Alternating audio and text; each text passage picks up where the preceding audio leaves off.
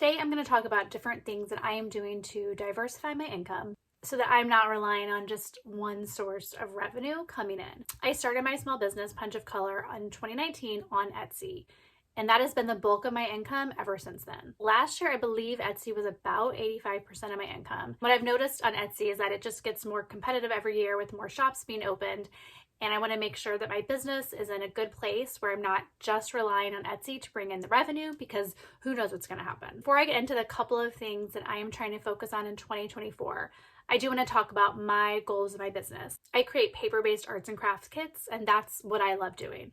I am an artist at heart, and I love having a hands-on business. I love designing and creating everything that goes into this art part of my business. So I want to keep that at the forefront, but I also want to have a good work-life balance so that I am able to be present with my kids, have downtime, read books, cook, be healthy, be active. I love to run. So I want to make sure that my business is not my entire life. So my goal right now is not necessarily to explode my business. That might be my goal in the future, but right now I like the size of my business. I like working alone. I like working out of my house, and I like the balance that I have between life and work. Okay, so one area that I am really trying to focus on in 2024 is my website. I created my website last summer. It is through Shopify, and I've been working really hard ever since to drive my own traffic via Pinterest. It is very hard to drive your own traffic. I'll have to do a video about the difference between like Etsy and Shopify. A lot of people complain about the Etsy fees, but Etsy is driving all of the traffic. My website, like, nobody knows about it, right? I have to do things to drive my own traffic. I don't have a social media presence, so I am using Pinterest to pin every day. I have pinned every single day since the summer. Schedule everything through Tailwind. I think I pin at this point like 5 pins a day.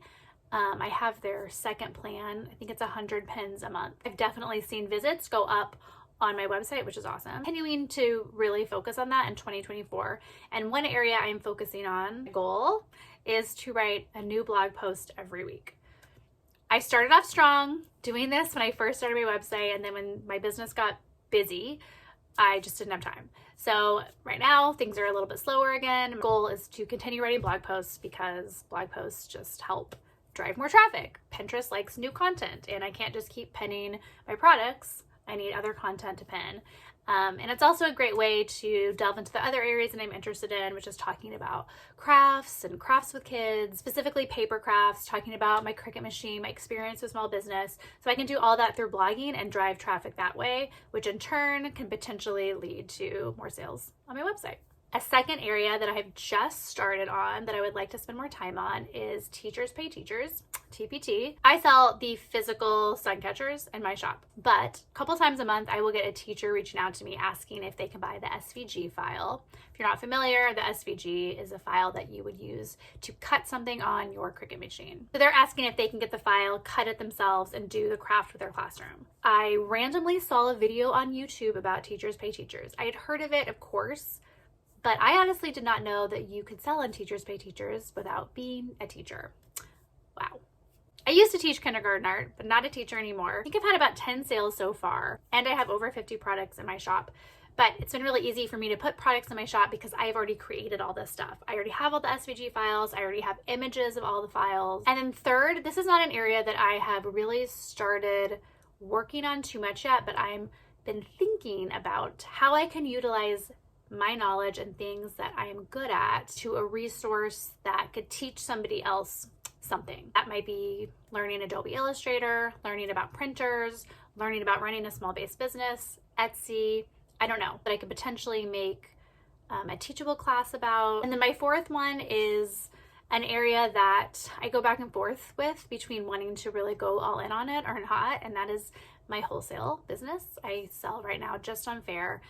And I go back and forth. I think it's hard for me because I make everything to order. So if somebody on Fair orders 100 Suncatcher kits, I am cutting them on my machines, packaging them all myself.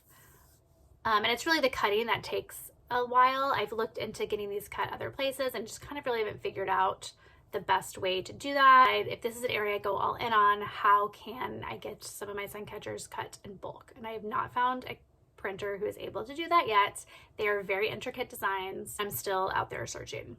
But I will say in January, which is one of my biggest months in my business, my Etsy income was down about 20%. And I was able to make that 20% up in my fair wholesale orders so that I ended up having the same income as last year. Because last year, my fair shop wasn't even open in January because I was so busy. If you have a small-based business, I'd love to hear where you sell your products and what's going well for you. Hope this was helpful. Let me know if you have any questions about any of the platforms I went over or just small business in general.